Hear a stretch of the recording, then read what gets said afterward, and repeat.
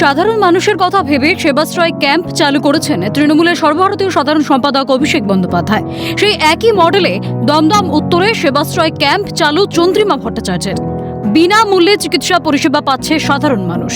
গত 21 তারিখ শুরু হয় এই কর্মসূচি। শনিবার উত্তর দমদম পুরসভার 18 নম্বর ওয়ার্ডের গীতাঞ্জলি পার্কে ক্যাম্প বসে। পরিষেবার সুবিধা পান 17, 18 এবং 19 নম্বর ওয়ার্ডের বাসিন্দারা।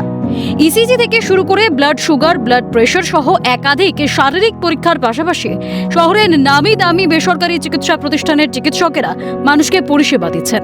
পরিষেবা পেয়ে খুশি সাধারণ মানুষ।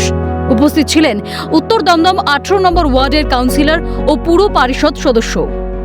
আমি ডাক্তারবাবুকে দেখালাম, খুব ভালো লাগলো। ইসিজি হলো, ওষুধও পেয়েছি। হ্যাঁ, দুটো পেয়েছি আর দুটো লিখে দিয়েছে, এখানে নেই। হ্যাঁ, অবশ্যই চাই সুস্থ থাকি, ভালো থাকি, সবাই চায়।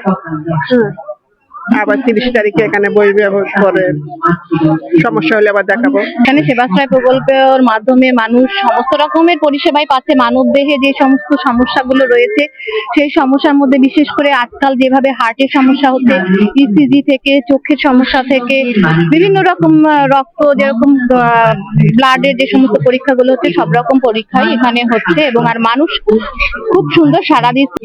কিন্তু মানুষ আসছেন, তারা তাদের যে রোগের চিকিৎসার দরকার, এখানে বিভিন্ন অভিজ্ঞ চিকিৎসকরা রয়েছেন, তাদেরকে দেখাচ্ছেন এবং তারা খুশি।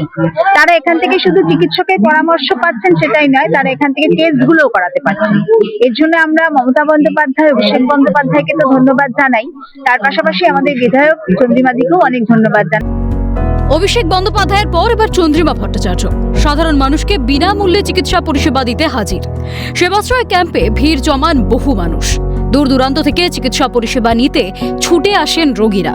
এক কথায় সেবাশ্রয় ক্যাম্প অনেকখানি চিন্তামুক্ত করেছে দুস্থ মানুষগুলোকে। Calcutta news.